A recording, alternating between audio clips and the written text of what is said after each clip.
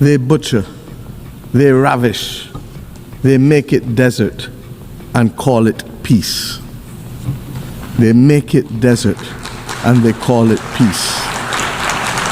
The tables are turning, and Africa's role in the authorship of whatever is yet to come for this world is going to be huge, and it will be consequential. Our ancestors who fought the wars of resistance, their heads, their remains are sitting in jars throughout Europe. And the same people have the audacity to come to Africa and talk to us about human rights. You see, the future of this world is African. Allow me to say this once again a little louder for those of you in the back. The future is African. The Charter of the United Nations has laid the foundation for conditions necessary for peaceful coexistence and harmony among nations. Therefore, unilateral cohesive measures should not be used as a tool to undermine sovereign state, for this violates the Charter and the principle of the United Nations. That peace reign on earth, and especially in Africa, which has so long suffered under conflicts that have been stoked and financed from outside the continent. Let the guns at last fall silent in the DRC, in Sudan, in the Horn of Africa, and in the Sahel. About the emerging threats against Venezuela and call for the removal of sanctions and the threats against that country. Madam President, the UN Commission of Inquiry on the occupied Palestine territory, including Israel, Eastern Jerusalem, has just released its findings that indeed a genocide is being committed against the Palestinian people. Despite the clear provision of the Security Council and General Assembly resolutions and advisory opinion rendered by the international community of justice, the humanitarian situation in Gaza is worsening and access to humanitarian aid is severely limited. A failure to address the crisis in Gaza could become the moral failure that defines this era. We call on the UN Security Council to find consensus and help put an end to the lasting conflict between Israel and Palestine. Echoes from the Podium, Africa roar at the United Nations. In the Grand Hall of the United Nations General Assembly, where the world's leaders gather like elders in a global council, voices from the global south rise not as whispers, but as thunder. It's September 2025, the 80th session of the UNGA, and the air is thick with the weight of unfinished histories. Today, we turn our ears to Africa, not the continent of stereotypes, but the heartbeat of resilience, where presidents stand tall against the shadows of empire. They speak of chains that still bind, of crises engineered in distant boardrooms, and of a world playing a dangerous game of two faces. This is their story, unfiltered, unbroken. First, the voice of the Sahel, a region where sandstorms carry whispers of revolution. President Mohamed Ould Cheikh El Ghazouani of Mauritania, current steward of the African Union's chair, steps forward. His words are measured, like the call to prayer at dawn, but they cut deep. The Sahel is not a footnote in global security, he declares, his gaze steady on the Western delegations. It is a graveyard of broken promises.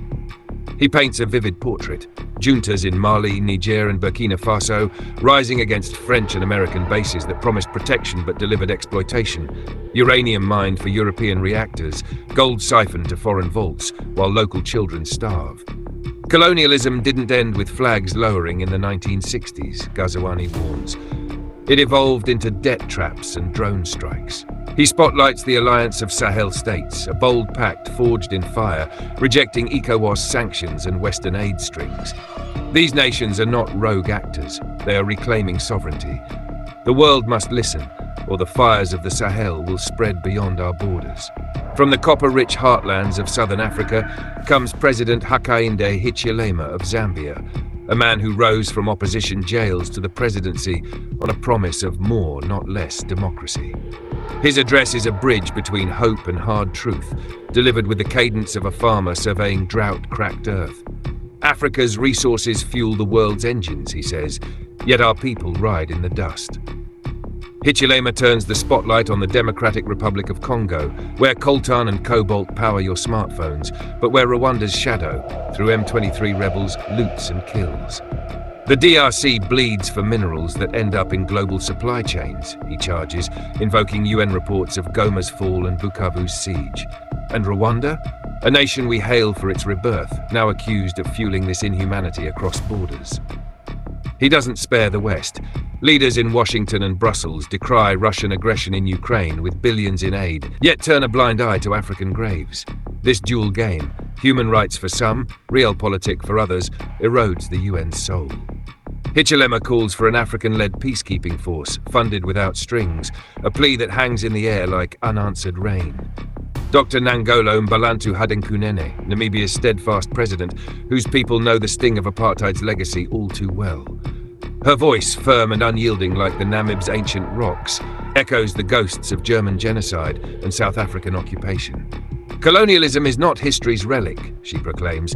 It is the blueprint for today's crises. She weaves a tapestry of imperial echoes. How Western firms still extract Namibia's uranium for nuclear arsenals, while climate change, fueled by those same industries, drowns Pacific allies and scorches African fields. Turning to Gaza, her eyes flash with moral fire. The rubble in Gaza is a mirror to our own struggles, she says.